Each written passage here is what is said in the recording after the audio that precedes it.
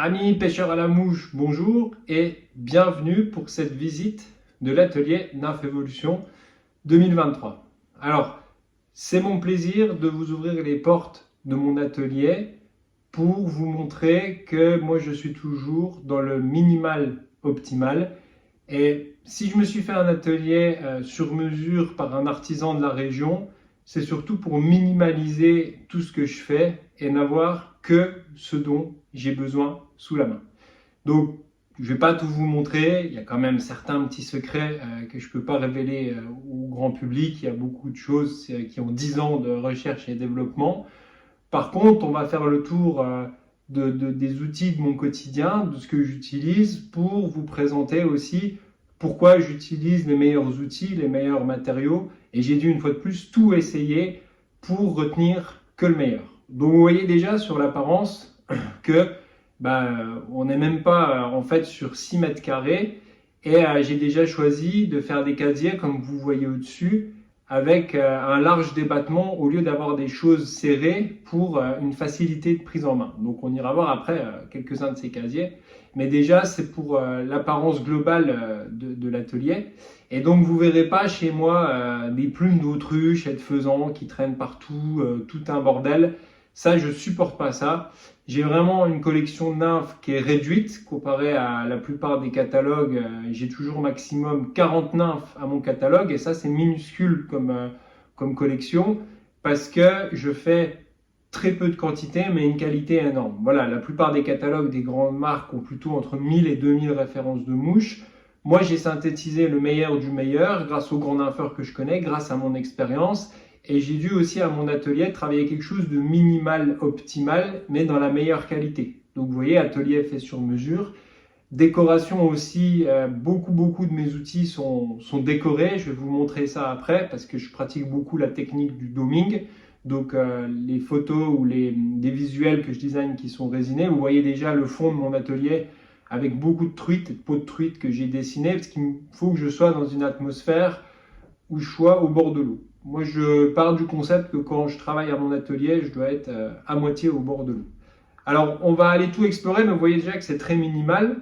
Donc, il y a un rangement, un gros rangement dans lequel on n'ira pas voir, où j'ai quelques trucs secrets qui concernent la polymérisation. Tout mon petit rangement, donc sur ma droite, voilà, ce petit meuble, on va aller l'explorer ensemble.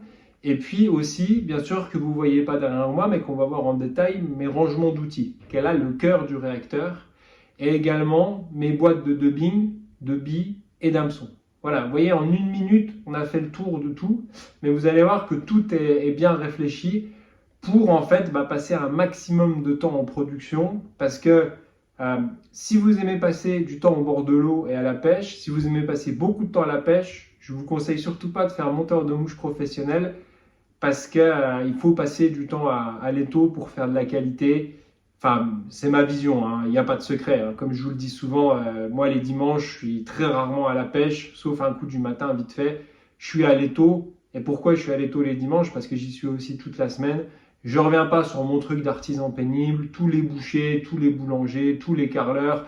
La personne qui m'a fait mon placard, c'est des gens qui bossent 35 heures, mais presque par jour, j'ai envie de dire, pour faire une blague. De toute façon, c'est un boulot dans lequel on est hypnotisé. Moi, ma vie, elle est à mon atelier que vous voyez derrière moi. Donc, c'est pour ça que j'en ai fait un espace de bonheur et très optimisé.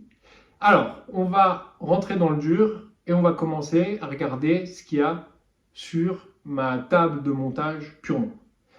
Donc, avant de parler des étaux, vous voyez ici la tâche du Danica, qui est l'étau classique dont je vous ai parlé. Mais ce qu'il faut savoir, c'est que Monsieur Damfly a été très intelligent puisqu'il a fait ses étaux adaptables sur cette incroyable mâchoire Danica qui s'adapte partout. Et moi, pourquoi je l'adore? Parce qu'elle s'attache à la table et je tire très fort sur mes mouches. J'utilise du fil de montage dont je tairai le nom, qui est extrêmement fort. Et pour pouvoir proposer une garantie sur mes mouches, je dois tirer extrêmement fort dessus. Donc je ne peux pas monter avec des étaux qui ont un pied. Sinon, j'ai calculé, il me faudrait un pied de 4 kg pour contrecarrer la pression.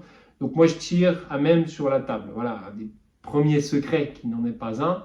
Et de là, de mon attache Danica, et ben justement, je vais mettre les 3 étaux que j'ai que je vous présenterai après. Mais on continue logiquement sur la table. Vous voyez ici un sous-main qui est dégueulasse. J'ai choisi exprès pour la vidéo de vous montrer ce sous-main qui est dégueulasse parce que c'est un atelier où ça bosse dur et la réalité elle est comme ça. J'ai des autres sous-mains en stock mais je voulais pas le changer pour faire le gars c'est en mode c'est un laboratoire de pâtisserie ici tout est propre. Non, c'est pas le cas. Il y a des poils qui volent, il y a des dubbings qui s'envolent, il y a des mains qui partent dans tous les sens, il y a des coups de ciseaux, des coups de cutter. Quand je suis en production, ça y va. Donc le sous-main il prend dans la gueule. Par contre, vous voyez ce que j'ai fait, c'est que j'ai numéroté sur mon sous-main pour les séries. Donc simplement, je prépare mes mouches et je sais, j'ai un compteur où je peux placer sur le sous-main les mouches et enchaîner. Voilà pour ce qui est de l'attache de l'étau et du sous-main. Maintenant, on va passer à mes 2 boîtes de rangement qui concernent les billes et les dubbings. Bon, les billes, on ne va pas passer 100 ans dessus. C'est les billes de la gamme collection Nymph Evolution. C'est en fait les billes que tous les nympheurs en routine utilisent. Donc moi je suis que sur du tungstène dans ma collection de base. Le laiton est trop léger pour les pêches au fil de base dans toute l'Europe, puisque j'ai la principale partie de mes clients sur des pêches européennes, beaucoup moins en dehors de l'Europe. Donc tungstène, et j'ai pas non plus ma collection de base légère sur du laiton, parce que ça va être plus sur mes gamards ou des autres séries limitées en nymphe à vue. Donc vous voyez ici, simplement la collection de billes. Donc billes tungstène, ma collection que je connais sur le bout des doigts depuis 10 ans. On est sur du tungstène orange ou cuivre en taille 2, 3 ou 4 mm. Voilà, ça c'est la collection Nymph Evolution résumée pour les Pheasant Tail et les céramiques que vous connaissez bien. PC1, PC2, PC3, PO1, PO2, PO3, CC1, CC2, CC3, CO1, CO2, CO3. Ça, c'est la collection que j'ai fondée il y a 10 ans qui pêche de manière universelle dans le monde. Ça, c'est ma baguette de pain que je fais tous les jours grâce à ces billes tungstène et ce Spectra dubbing et mes plumes de faisan qu'on va voir après. On pourra parler aussi longuement sur le faisan. Voilà pour cette boîte. Et là, on a la boîte de tous mes dubbings. Donc, c'est pas un secret. Pour mes gamards, j'utilise un dubbing synthétique qui est translucide. Et je le trouve aussi beaucoup plus solide que le dubbing naturel. Donc on voit ici tout un échantillonnage de dubbing avec aussi mes gamards de base qui balayent le spectre de tous les gamards les plus efficaces, à savoir caramel, brun, olive, blanc. Enfin, vous connaissez vos classiques de gamards. Voilà pour ce qui est de ces deux boîtes de fourniture de billes et de dubbing. Après, on va aller dans le porte-outils. Alors, très important, je dois tout le temps les avoir sous la main et je ne dois pas avoir de merde en plus qui ne sert à rien parce qu'il faut que ce soit minimal, optimal. Je vous le rappelle, le vrai boulot, ce n'est pas d'avoir un bel atelier, c'est d'y passer beaucoup de temps. Malheureusement, je vous le rappelle, si vous voulez être monteur de mouches professionnel, vous allez devoir faire des concessions sociales et familiales parce que pour faire de la qualité, il faut y passer beaucoup de temps. Enfin, une fois de plus, c'est mon point de vue. Donc, on a vu avant mon attache étau qui est attaché à ma table, cette fameuse vis mâchoire, duquel, moi en fait, j'ai acheté un Damfly et 2 Danica avec du Damfly dedans. Donc je vous explique ça. Mon premier étau, en fait j'ai 3 étaux. J'ai un étau que j'appelle pourri bourrin, pour les énormes mouches où il faut serrer fort, les gros hameçons, il y a des risques que le mort casse. Un étau fixe, précis, où j'ai pas besoin de rotation. Et la Rose de la Rolls, mon étau précis avec rotation, donc le fameux Damfly Premium. Donc j'ai tout le temps 3 étaux sous la main. Vous voyez que je peux intervertir en fonction de la production. C'est-à-dire que je pioche dans l'étau. Si je vais faire des streamers ou des gamards énormes pour Zanella, je vais prendre l'étau pourri, parce que ça va être des hameçons à carpe fort de fer. Et il y a vraiment moyen de faire péter un mort quand vous mettez un hameçon taille 2 à carpe. Donc j'ai des vieux morts que j'utilise pour ça, que je peux casser. Quand je passe sur les gamards, je n'ai pas besoin de rotation, je n'ai pas besoin de manivelle rotative sur les gamards, donc je suis sur un Damfly fixe. Donc j'ai en fait racheté un mort Damfly que j'ai mis sur un Danica. Le Damfly d'ailleurs propose des morts en acier renforcé, remplacement de Danica qui sont très, très pas bons. Et mon bijou, c'est mon Damfly Premium, où je fais toutes mes nymphes qui nécessitent du tournage, à savoir principalement les Pheasant Tail, mais aussi des nymphes UV ou d'autres nymphes de trichoptères en général qui demandent de l'enroulage.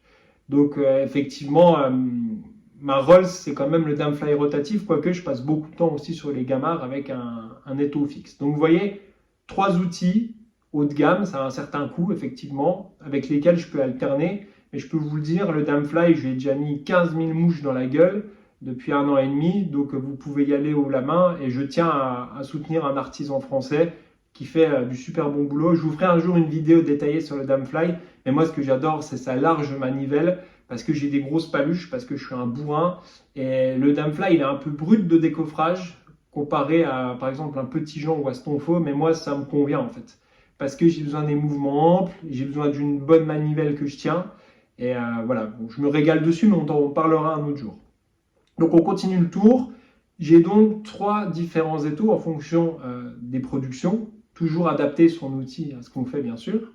Et maintenant, on va sur l'autre côté du porte-outils. Et vous voyez, c'est simplement du bois percé pour tenir les outils. Il n'y a rien d'abracadabrant, sauf que c'est calculé au millimètre près. Ça tient parfaitement avec ma décoration. Entre guillemets, ça chie droit. Donc j'ai l'outil indispensable du fil de montage dont je ne peux pas vous dévoiler la marque parce qu'il garantit aussi la solidité de mes nymphes, mais j'en possède en 2 tailles et je monte que en blanc puisque tous mes montages sont calculés pour qu'ils soient recouverts. J'utilise jamais du fil de montage pour faire des corps, j'utilise des matériaux annexes que je vais par exemple vous montrer après. Donc j'ai les incroyables ciseaux Gulf Razor, je crois qu'on dit en français. C'est pareil, j'en ai mis 15 000 mouches dans la gueule, ils n'ont pas bougé, ils sont taillés dans les forges de l'enfer. Enfin, les ciseaux là, ils sont incroyables, vous pouvez y aller. Ensuite, j'ai la petite clé à molette du Damfly pour régler des fois les hauteurs de rotation. Et ensuite, je vais me retourner avec vous parce que je ne sais jamais. Voilà, tac, tac, tac. Bah, après, j'ai que du simple. Hein. J'ai la pince à épiler, des ciseaux un coup. Alors les ciseaux où on presse dessus, ça, tous les monteurs de mouches un peu expérimentés le savent. Vous n'allez pas à chaque fois que vous faites une mouche, placer les doigts dans les ronds du ciseau pour couper le ciseau. Non, non, vous prenez des ciseaux en un coup et puis terminez, bonsoir. Voilà, donc vous voyez, c'est d'une simplicité, je pense, hallucinante. Parce que quand vous voyez peut-être le site web Nymph Evolution, vous vous dites oh là là, il a des pièces remplies avec des choses, avec des plumes qui volent de partout et des cartons de dubbing et tout. Non, j'ai une pièce aussi avec mes stocks de matériaux, mais je ne vais pas vous la montrer, il n'y a pas grand intérêt. C'est juste des enveloppes, du scotch craft, parce que je fais tout un peu en mode environnement. Et sinon, pour les séries limitées, c'est souvent des matériaux que j'achète et que je stocke aussi dans un endroit un peu plus bazar. Mais on va continuer ici l'atelier. Donc en fond, vous voyez une fresque, plus ou moins un patchwork fait de mes créations. Donc j'ai choisi mes peaux de truite, mes truites subaquatiques préférées pour rester dans mon monde. Donc c'est pareil, c'est taillé au millimètre, c'est minimal optimal. Et puis on a le petit meuble de rangement additionnel donc à ma droite qu'on va aller voir du dessus en dessous. Alors tout au-dessus, on voit aussi des petites palettes dégueulasses où je place, je range, je peins mes mouches. Donc c'est pareil, j'ai fait le parti pris de vous laisser mes palettes sales comme elles sont parce que c'est un atelier où ça travaille. Et après, vous avez les incroyables boîtes de stock Nymph Evolution. Et c'est là que c'est le gros avantage d'être monteur de mouches professionnel parce que moi, quand je me taille à la pêche, je fais comme ça, hop, je tape dans le stock comme un bâtard parce que je bosse tout seul. Et je demande à mon patron qui est moi-même ou à mon employé qui est moi-même si je peux m'emmener une douzaine de gamards caramel pour aller pêcher au coup du matin. Et en général, je sais que le patron va dire oui. Donc je peux taper dans les stocks comme un bâtard. Et ça me fait beaucoup plaisir. C'est un de mes éléments principaux que je préfère, avoir sous la main une collection de nymphes premium avec des quantités infinies. Parce qu'avec à peu près 20 000 mouches par an, moi j'utilise en routine 200-300 modèles max par an, sachant que mes clients pêchent plus que moi. Parce que je passe moins de temps à la pêche que mes clients. Sur toutes les dernières années, je suis devenu encore plus un monteur de mouches depuis que j'ai des moucheurs de talent que je laisse pêcher mes nymphes en fait. Donc première boîte, l'incroyable, avec la collection de gamards H16 à H14. Ce que vous voyez effectivement, c'est que moi je les ai customisés à ma sauce. Donc logo Nymph Evolution et puis truite de mes rêves, hein, toujours de la customisation pour rester dans le rêve du moucheur. Ça, j'y tiens beaucoup. J'aime pas les choses blanches sans marque parce que moi j'ai ma propre marque avec mes propres truites. Donc je me mets vraiment dans mon monde en fait. Deuxième boîte, la collection Nymphévolution, hein, c'est les mouches que beaucoup d'entre vous connaissent. Hein. Vous reconnaissez les Pheasant-tail cuivre, les Pheasant-tail orange, les fameuses céramiques moutarde, qui ont été nombreuses fois copiées. Et puis, troisième boîte, là je vous dévoile à venir la collection furtive, parce que vous avez vu les petites céramiques plomb-peint furtives. Là, il y a 6 cases avec les céramiques plomb-peint furtives. Mais à venir, j'ai bientôt les Pheasant-tail furtives. Donc les céramiques furtives, elles sont en taille 20, 18, 16, 14, 12, 10. Ça en fait 6 si les stages. Et les Pheasant-tail furtives qui arrivent, vous l'avez en avant-première dans cette vidéo, ça va sûrement arriver en novembre. Ce sont des Pheasant-tail extrêmement discrètes. Et elles sont en taille 22. Et oui, messieurs, mesdames, 22. Je m'arrache à l'atelier. Donc 22, 20, 18, 16, 14, 12. Donc vous allez beaucoup apprécier les Pheasant-tail furtives. Voilà, je spoil un peu une nouveauté Nymphévolution qui rentre dans la collection. Et d'ailleurs, au passage, je vous signale, c'est vraiment, j'insiste, si je fais une promotion cet automne sur le site, c'est que ça va vraiment saturer début d'année. Dès janvier, il risque d'y avoir des saturations sur le site. Donc je vous le dis vraiment de bon cœur. C'est pour ça que je fais une promo en octobre-novembre pour répartir les ventes, parce que je ne pourrais pas assumer toutes les ventes du printemps. Il y aura du blocage de site, parce que pour faire cette qualité, j'ai besoin de temps. Donc il y aura à un certain moment le site qui sera bloqué à la vente et il faudra attendre quelques jours. Voilà, on a fait le tour de mes 3 boîtes de stockage. Donc ça, c'est le moment préféré quand on fait les commandes, qu'on va piocher dans ces boîtes. Et puis en dessous, j'ai un plateau simplement avec des timbres. Alors, il faut que vous sachiez, si un jour, moi, j'arrête Nymphévolution, ce sera à cause de la poste. C'est extrêmement dur pour moi de travailler avec la poste. Leur site internet bug souvent. Je déteste passer du temps à la poste. Voilà. Si un jour je reviens à un autre boulot, je fais vraiment un boulot où il n'y a pas la poste, parce que j'ai beaucoup de mal à faire tout ce qui considère la poste sur Nymphévolution. Donc je me force à envoyer en suivi. Mais je déteste en fait tout ce qui touche à la poste. C'est un organisme avec lequel j'ai du mal, qui marche pas super bien, qui est extrêmement cher pour le service rendu. Donc je suis obligé de passer par la poste. Je peux pas faire des transporteurs privés. Les GLS, les DPD, c'est pas rentable de ce point de vue-là. Mais voilà, sachez-le, si vous voulez savoir le pire cauchemar dans mon travail, c'est pas quand un client il a une mouche qui casse, ça je lui refais. C'est pas de faire une commande à minuit quand j'ai mal à la tête. C'est vraiment tout ce qui touche à la poste. Et pour info, en 8 ans, allez, je vais arrondir à 8 ans d'activité, j'ai une perte entre 4 et 5 000 euros de valeur de colis de la poste. Voilà, je ne vous fais pas le mec chiant, je vous partage ma vie d'entrepreneur.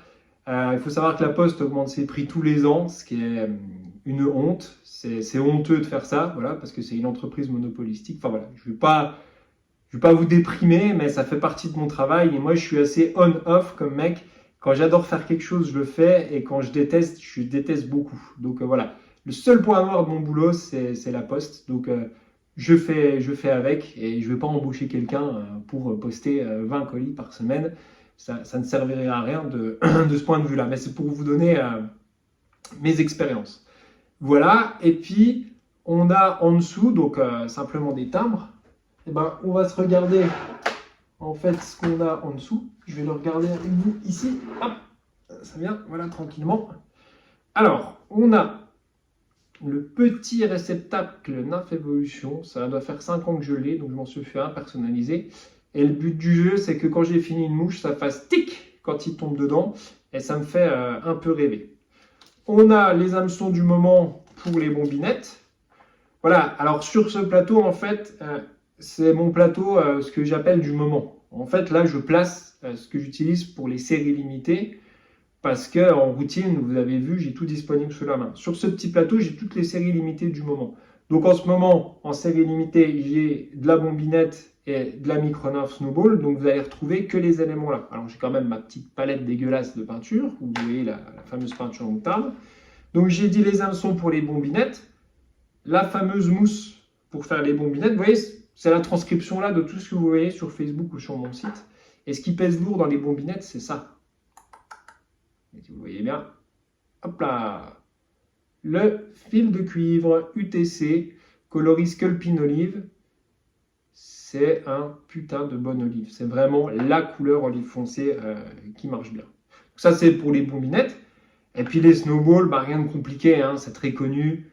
un des meilleurs hameçons du monde, un Tiemco 2487 BL. Moi, je fais tout sans ardillon. Le fameux fil Guttermann. Voilà, un fil qui paraît tout simple comme ça, mais en fait, il a une translucidité de dingue. C'est un truc de fou, ce fil. C'est surtout les Espagnols qui l'utilisent en sèche parce que ça rend vraiment un effet t-shirt mouillé, comme sur les cordes éphémères. Et puis les micro billes qu'on verra rien, qui font entre 1,1 et 1,2 mm que j'importe du Japon. Voilà, donc vous voyez, je peux vous dévoiler certains matériaux. Il n'y a rien de compliqué. C'est juste que le sourcing des matières premières, il coûte vraiment cher. J'allais encore dire un gros mot, mais voilà, moi je vous l'ai déjà dit, je suis un fan de restaurants. Pas les restaurants prout-prout, la bonne gastronomie, les très bonnes tables. Et à chaque fois, soit en termes de labeur ou en termes d'argent, bah, les matières premières coûtent cher, c'est une évidence. Il n'y a pas de produit exceptionnel sans matières premières de qualité. Et voilà, UTC, ça coûte cher, ça doit se commander aux USA, ce coloris. Regardez, vous le trouverez qu'au Royaume-Uni ou aux USA. Bon, le Guttermann, ça va, mais il faut le connaître. Et du Tiemco 2487BL ou des nanobilles, microbilles en 1,2, bah, c'est des choses qui se commandent d'outre-mer. Et j'ai aussi toujours un patch sous la main pour ranger mes gamarres. Quand je prépare mes gamarres, je les prépare sur un patch. Et puis je me change la gueule du patch en fonction de mes envies. Ça dépend. J'aime bien, j'ai beaucoup de visuels de trucs, vous verrez. Donc je me mets toujours à l'aise en fonction de mes rêves.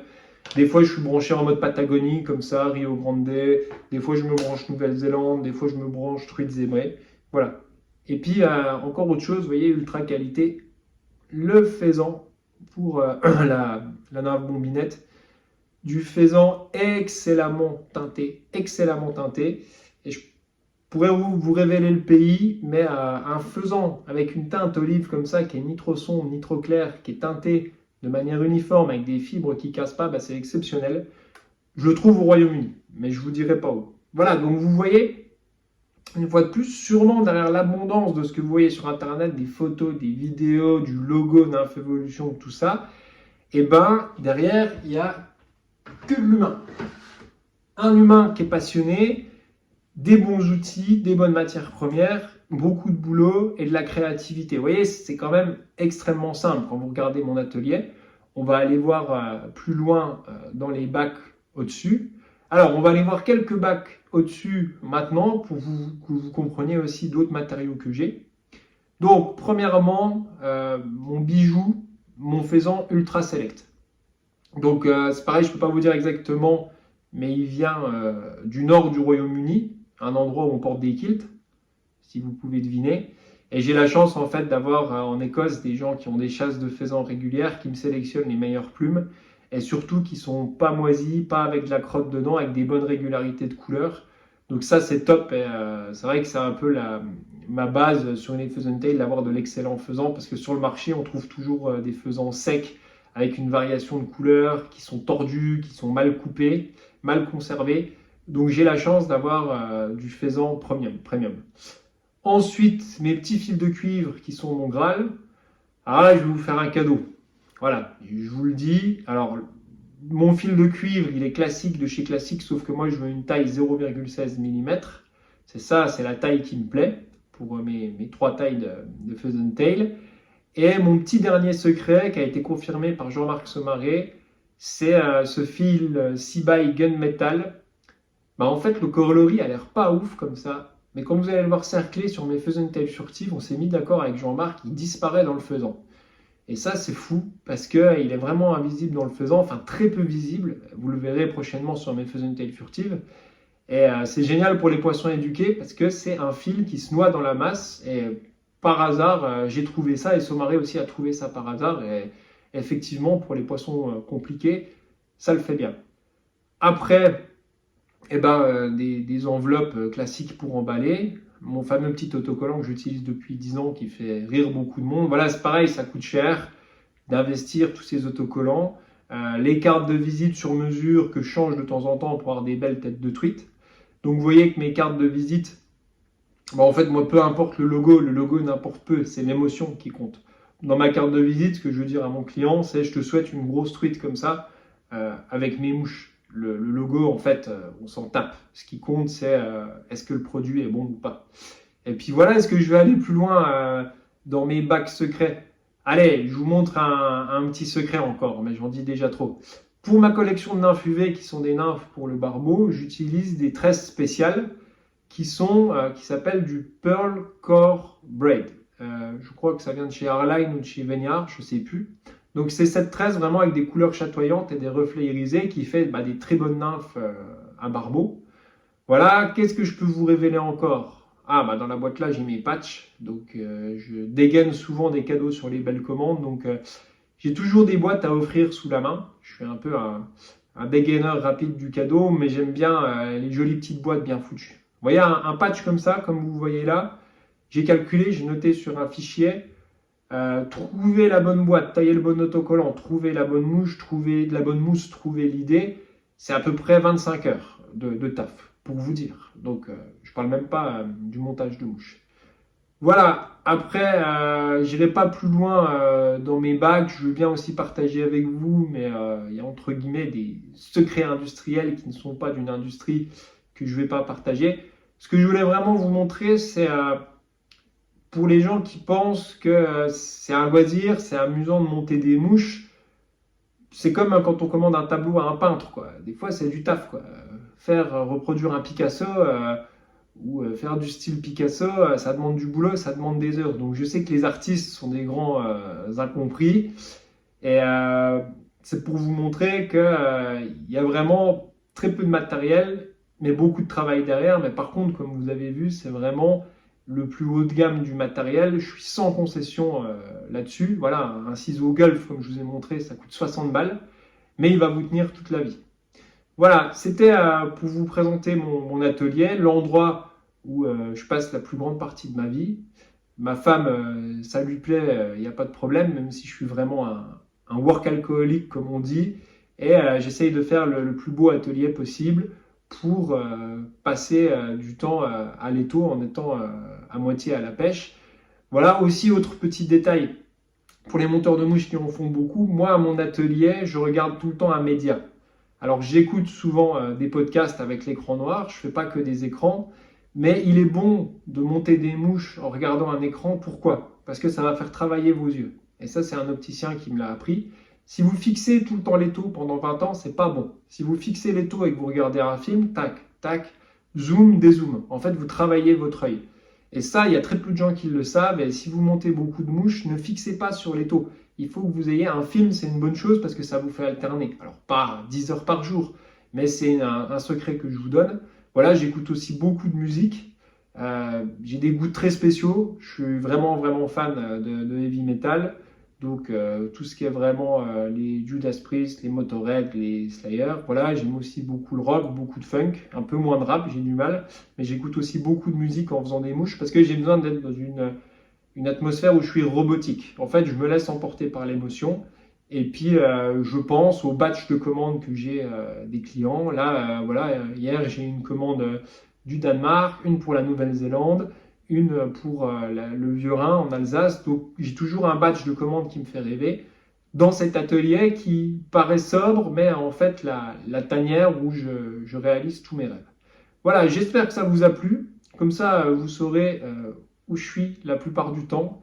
Je réponds de moins en moins au téléphone les derniers mois, mais essayez quand même. Sinon, laissez-moi un message. Je réponds beaucoup mieux aux emails. Mais voilà, ma vraie place, elle est ici, avec mes étaux, mon ambiance, pour faire les plus belles mouches indestructibles qui vont vous permettre de pêcher autour du monde. Allez, j'y retourne. J'ai une petite production qui m'attend. Je vous dis bonne pêche à vous et à bientôt.